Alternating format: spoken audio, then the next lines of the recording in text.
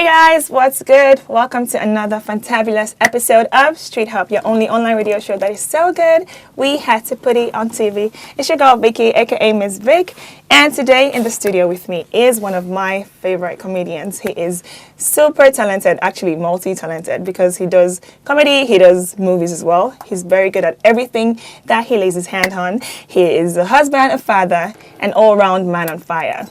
So help me welcome BOVI. Bobby. You forgot to add sugar daddy. Who's sugar daddy? I'm a husband, father. Sugar daddy. Sugar daddy. Okay. I don't know anything about that. So well, I do. Okay. I'm sugar daddy. I'm sugar daddy to my kids. Okay. Is that what you mean?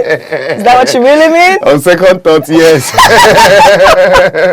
Welcome to the show. Thank you. Thank you so much for coming. Thanks for having me. Okay, Bobby, so I'm going to start from when I first saw you. This was Extended Family. Really? Yes. That's like 2007. I know. I used to follow that sitcom every week, and I remember thinking to myself, this guy needs to be a comedian. And here you are today. Yeah, I am today. So what was your first love? Acting? Comedy? I call them twins. Okay. You know, I call them twins. In fact, they're triplets, acting, comedy, and writing. Okay. I love to write Writing a lot. what exactly? The Skits? things you see on screen. Right. No music? I write music as well. You do? Yeah, but that's going to take some time before I let that. What kind of music do you goes think on. you can write? I can write any kind of music, but I lean towards rap more. Okay. I like rap music. I like to express myself in rap. There are certain thoughts I want to express that I can't express as an actor, as a comedian. I put them in rap music. Okay. You know? But I'm still on the ground. So you can't do love or anything? I can, but maybe I can do it in a rap way. Yeah. Right. I love music. Anyway, like you said, when I started with Extended Family, it was all a grand plan. I always wanted to do stand-up comedy. I knew I was going to do stand-up comedy, but I was like, I need to do TV first, gain acceptance to a wider audience. So when I get on stage, I don't have to go through the process of having to sell myself. Exactly. And it worked perfectly well. Cool. So that was like 2007. So 2007, Extended active. Family hit the TV. April 2007 to be precise. And then May 2008, I hit the stage. And when I got on stage, everyone was like, oh, look at this fellow. Exactly. Stuff like that. So it worked. So how's the journey been for you from 2007 up until this very moment? Topsy-turvy. Right. You know, there are good points. There are difficult points. I won't say bad points because every curve is a learning process. Definitely. You know? So I've enjoyed myself thoroughly, and I have only scratched the surface. Okay. I have very lofty dreams that I hope to achieve, you know, over time, and we will get there. Amen. Amen. So at what point in your career did you realize, oh my God, I'm famous? Okay. You know, people started wanting pictures, you know, stopping you in the streets. For me, fame is about appreciation. Okay. You know, when people appreciate what you do, no matter how they appreciate it. So it dates back to the very second day when Extended Family showed on TV. The second day after Extended Family showed on TV. Right. You know, Extended Family premiered on the 1st of April 2007, 8 p.m. prime time. And on the 2nd of April, somebody saw me on show like, look at this mad guy of yesterday. This guy is crazy, you know. Right. That was the only. So it was almost immediately for you. It was, and it became geometric from that spot. Wow. You know, so that happened. Number one. That day passed, nothing happened again. During the week, a few people, you know, but by the next week, then the next week, it just grew in leaps and bounds. I can imagine. You know. I was able to cope because I had worked with RMD as his personal assistant, so I had known what fame was like, you know. And I asked him, how do you cope? And he said, you know what, just ignore it or you kill yourself. Exactly. Yeah, so I think I started to adapt early. Okay. As a matter of fact, I shrink sometimes when it comes. Okay. So let's talk about this year. You were the host of the Headies this year, you and Kafi, and you did a brilliant job. You also did a couple of controversial things on stage, you know, mimicking people, even calling out freeze, you know. So what made you do this? I mean, did you have a team that came together and said, okay, you know what, this is the look you're going to have for the Headies, or was something you just thought out by yourself? You know what, I'm going to literally FS up. FS up. Well, the truth is, the Headies organizing committee had a very brilliant team. Okay. They had their own ideas, but if there's anything I appreciated working with them was the fact that they were flexible. Okay. So when I read it, I told them, you know what, this is brilliant, but I know how people perceive me. You're trying to streamline me into something that I can deliver, but that's not what people are expecting tonight. I want people to be able to take something home. I want people. I want the meaning of whatever comes out from our mouths tonight hits the people immediately. You know, and then I know what people expect from me. But most importantly, I'm a stand-up comedian. In the eyes of so many people. So I can't be on the stage and not have my set. So I insisted on my set, and they were like, you know what, it's cool as long as, you know. So I prepared it. And then comedy has evolved over the years. Now you have to tell stories, relatable stories. You need to tell current affairs. You need to be satirical with your work and all. So I prepared my script, and I was talking about beef, and I set the ball rolling for 2016. Yes, you did actually. You know? You did. So I touched a few people. In as much as I was talking about beef, I tried my best to pick ingredients that won't hurt anybody. Right. You know, that people will. I wanted a situation where people could laugh out of what I'm sure Freeze was hurt. Saying. I mean, I doubt he wasn't. You know, Freeze is just a big baby. He just likes to play. I think he's misunderstood to a large extent, but I've dealt with people like Freeze before, so that's why I say he's a big baby. Okay. You're not a big baby yourself? Well, we are all babies in one way or the other. He's all up in our face, you know, on social media. He's everywhere. It's fun for him. Right. If it makes him hard, he should enjoy it. What? All right, Bobby. So we're going to go on a quick break right now, and we're going to play snippets from the Headies and show the people at home exactly what it is that you did. We'll be right back. The Headies 2015. Flip the script. But if there's anything I liked in 2015 is the fact that we took our beef to another level. Locally and internationally, beef was on another level. And it actually started late 2014. Whiskey and Davido, Twitter fights, fighting each other. But you see, those two chaps are the wisest chaps in the business, because that beef did not last for long. You know why? Idris and Rugged Man beef lasted for long. Rugged Man Mode 9 lasted so long. MI came from nowhere, took the market. So Davido picks up the phone and calls Wizzy. Yo, Wizzy. It's me, Baddest. Since we have been quarreling, have you not noticed Lil Kesh? It's okay. I'm sorry.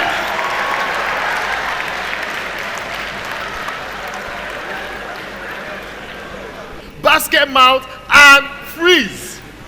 Yo. Many of y'all think Basket Mouth started that beef. Freeze started the beef on the red carpet. I saw it with my two eyes. He said it on tape on the red carpet. We even have the tape. I have it on my phone. He even begged them to delete it after he had, he don't finish before Body tell him. So it was too late and it got nasty. He was in a basket starter. You should hear what Freeze said on the red carpet. I'm like, Freeze, in 2015? In 2015? Freeze, 2015? You wear the most expensive watches and you don't know what time it is? Yo! No! Crazy, man. It's crazy. Alright guys, welcome back. If you are just joining us, I have comedian BOVI in the studio with me, and we're just about to have some, should I say family time? Family time. Family time. Right. Whenever you say we're about to have some, make sure you speak fast. Fast, right? Complete the sentence. You're quickly. bad. This is from someone who just said, as long as it makes someone hard. But anyways, so BOVI, you have two beautiful kids, and you're obviously a happily married man. Would you say for your kids, what kind of person do you think your kids see you as? Are you the good cop? Are you the bad cop? You know, what kind of relationship do you have with your kids? I mean, seeing as you're a celebrity and then you have to find a way to balance work and family. My kids are still very young, so they really can't make out what I do for a living just yet. I try to be available when I'm available. Right. When I'm in town, I spend more time with them than any other person. Right. You know, so I mean, that's just it. I try to be a hands-on dad, try to be a part of their lives now, because this stage is very developmental for them. Yeah, so I try to play my role. I don't play it in the way society has set it with those standards. Right. I try to be flexible, but at the same time I try to be very firm, so they know that there are restrictions, there's a timetable, you know, strength that they can grow with. Right. You know, so when I'm not around, they will abide by them, stuff like that. Tell me about your hidden talents. What else do we not know that BOVI can do? We know about comedy, we know about movies. I can play with stuff, I can juggle stuff, I can spin. Oh. Like this, for example. You want to juggle my tab? I won't juggle it, I can spin it like this. Yeah, stuff like this. And then I can juggle phones. Do I have enough space here? Anyways, BOVI has more. Can you see me? Can you see me? That's my phone. Stuff like that, yeah. I can do in 2s and I can do in 3s. So you can work in a circle. Yeah, because I've been on top of big African elephant and, you know, entertain people. Nice. And you play football as well? I play football every Tuesday and Thursday, but I've been injured for some months now, so I'm out. Now I'm beginning to sound like a professional footballer. I've been out, I've had surgery. Right. Yes. And, but they're not paying you, so that one. Now so I'm in physio now, you know. A physiotherapist is taking care of me. You know, so, and I'll be back in probably 6 weeks. Okay, nice. Okay, so talking about your movies, you have something in the works.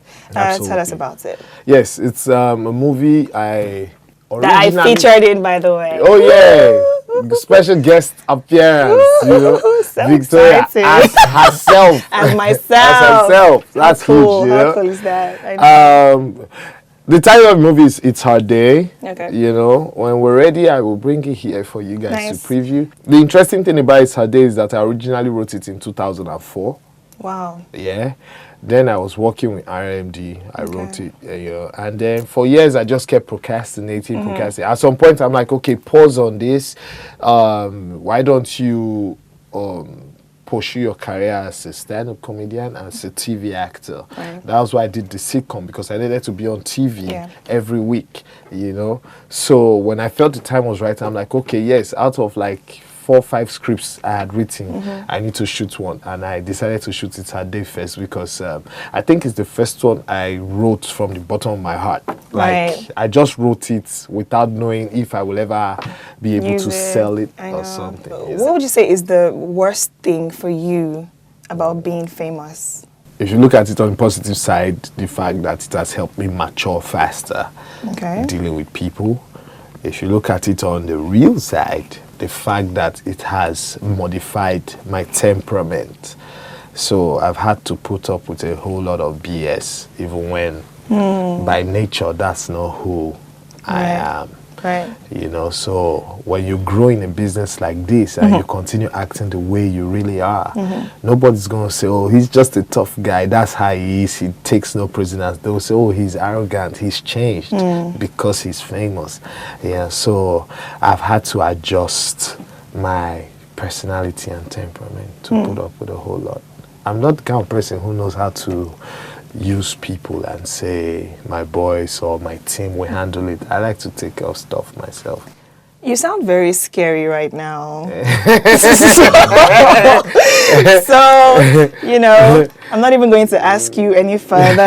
No, I mean, I'm keeping it real. I like to keep it real, you know. But this business comes with a lot of demands. Right. You know, your brand face, people see as a role model, even though, like Tupac says, I'd rather be a real model than a role model. Right. I don't want nobody thinking I'm God.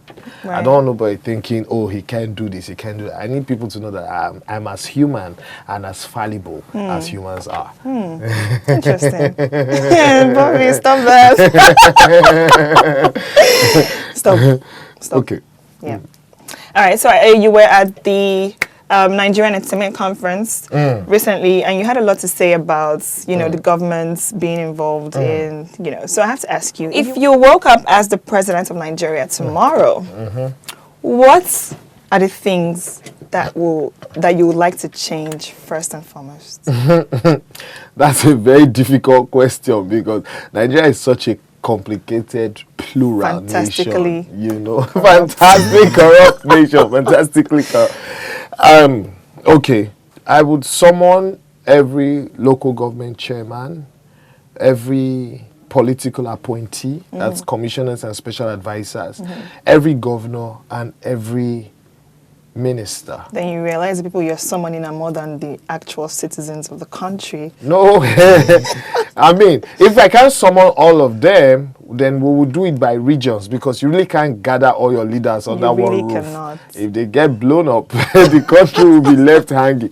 But basically, I would come up with a program where I will have to directly speak with local government chairmen and governors especially. And let them know that, look, we have money flows down. One of the biggest problems in Nigeria is that we blame the president for everything. Yes. When we have people in positions of power, in positions of responsibility.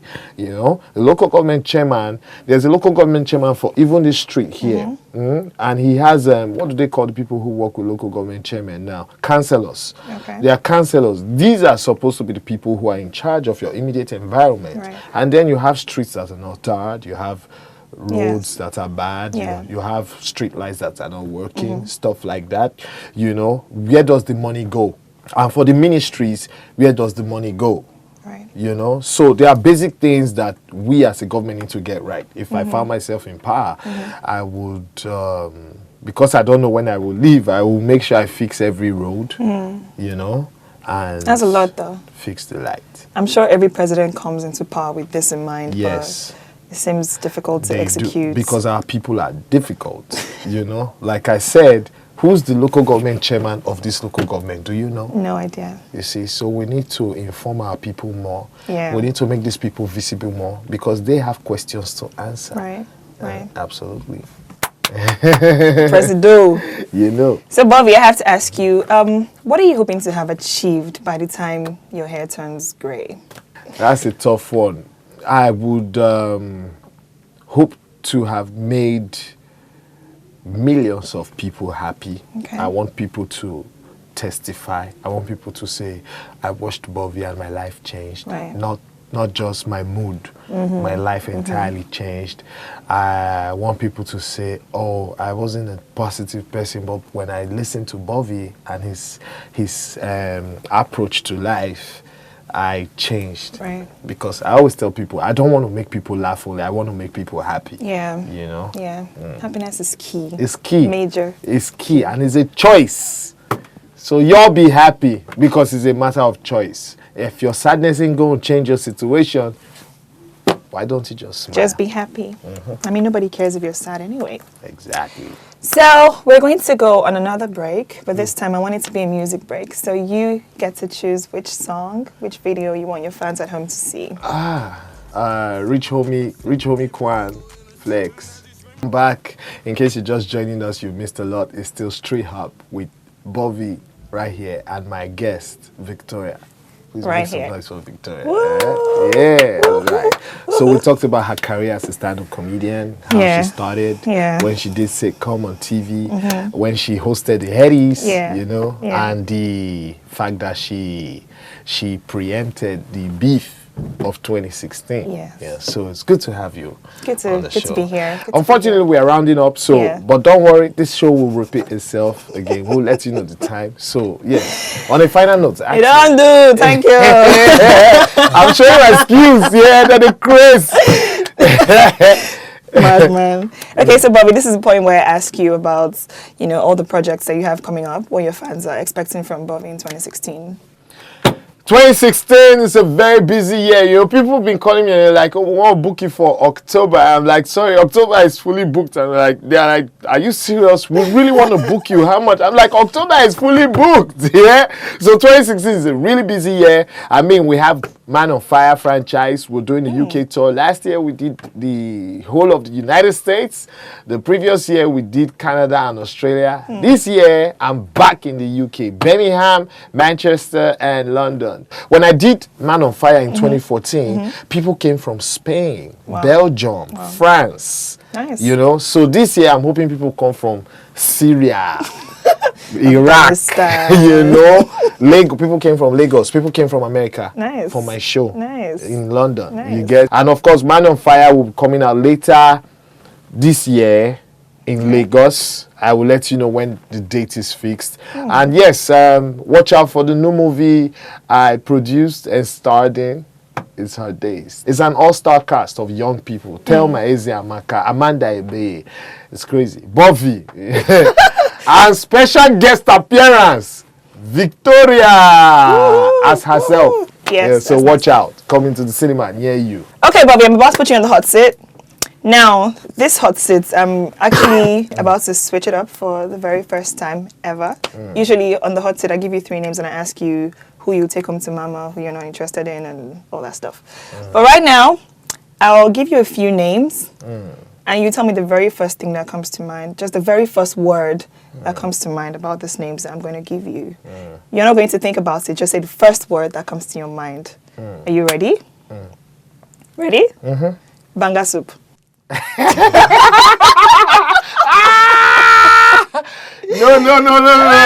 I thought you were calling names of human beings. No, I said I'll give you a few. Okay, I'll say a few words, and then you tell me the first thing that comes to your mind. Banga so this soup. is supposed to confuse you. Yes. So banga soup. Sensual. Football. My mind is warped. Ask me of human beings. Football. The best thing. Better than the best. Okay. Sex. Compulsory. Money. Everything. Christabel. Heaven. Okay. So let's just stop there. Okay. That's I'm sweating. Can you tell? I'm sweating. Okay. Nice. You. Your mind is warped, but okay. We'll do this again All soon. Right. All right, Bobby. So before you go, one last thing. I want you to say, quizzical quiz, kiss me quick. 5 times as fast as you can. Physical quiz, kiss me quick. Ready? Ready. 3, 2, 1, go. Quizzical quiz, kiss me quick. Quizzical quiz, kiss me quick. Quizzical quiz, kiss me quick. Quizzical quiz, kiss me quick. Quizzical quiz, kiss me quick. You tried. I tried. I wrote it out like I was picturing. Kiss me quick. Kiss me quick. Yeah. Nice. Yes. Nice. Okay, Bobby. So at this point, I'm going to ask you to shout out to your fans and also tell them how they can find you on social media. I give a holler to everybody out there that loves what I do and doesn't love what I do. It's going to take some time, but you will like it because I do it for you. So thank you for always being out there. Thank you for all the love. Thank you for all the support. It means a lot to me because I know that without you guys, I will be nowhere. You guys are the consumers, and so far all the years you've appreciated year by year. I mean, this is like my 8th year as a professional in this business, and the love has never really stopped. I'll keep doing my part. So thank you. One love. I'm on Snapchat, then Instagram, then Twitter, and they all have the same handle, official BOVI. So official BOVI, yeah. Hit me up. Bobby, thank you so much for coming. It's been so great having you here. Thank you. Hopefully we'll do this again. Yes, maybe hopefully. after Man on Fire. After Man on Fire, and when my movie is about to hit the market, I'll be back on this show. So book my spot. I need to sell market. We will. Nice. Okay, guys, that is our time on STREETHOP. I hope you enjoyed having BOVI here. Please follow him and watch out for everything that he is coming up with. Please follow us on Instagram at official HipTv, on Twitter at HipTv, and you can follow me as well on Instagram and Snapchat at MizVic, MizVick, and we will keep in touch until we come your way again next time. We will close the show with BOVI's newest skit. The suicide negotiator. Negotiator, yeah. Okay, so you guys enjoyed. So we'll come your way again next time. Bye for now. Get up! This is the Nigerian police. If you jump, I will shoot you. Really? If we jump, you will shoot? Please shoot us. Make our jump easier. Sorry, mistake. The police is your friend. We don't have any reason to live. Give us just one reason for which we shouldn't jump. If you jump, you will die. And when you die, they will take you to mortuary. And in the mortuary, no light. And they have generator, but no fuel. So your body will smell. I'd rather smell than live, I beg. I can't see anybody just to give me a hug. Come on, hug in the whole of Lagos. Just a hug. See, I will buy you hug. I mean, the government will buy you hug. I mean hug, as in hug. Hug? Is it hug you are looking for from anybody? Like making a monkey on yourself. Just hug. Don't do this. See, people are looking at you. Oh, yes, what if is it no hug? See hug, man. See hug. You for tell me saying a hug be your problem, then you won't kill yourself. Only I could find somebody to come and live with me in my father's house in New York. I wouldn't want to kill myself. What did you say? You heard me. I need a boyfriend to come live with me in the States.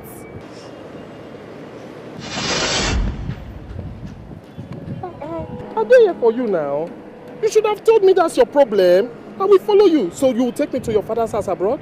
Yes. Officer. Wait. And we will live in your father's house and enjoy it? Yes. Officer. Wait. And you will marry me, Abi? Yes. Officer. Oh God, wait now. This is an international case. What is wrong with you? Then I'll just jump and die. If you want to die, die now. It's your die, my die. It's your die, her die.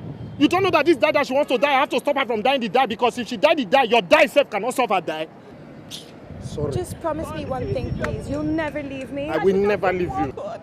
Mr. Trouble, God.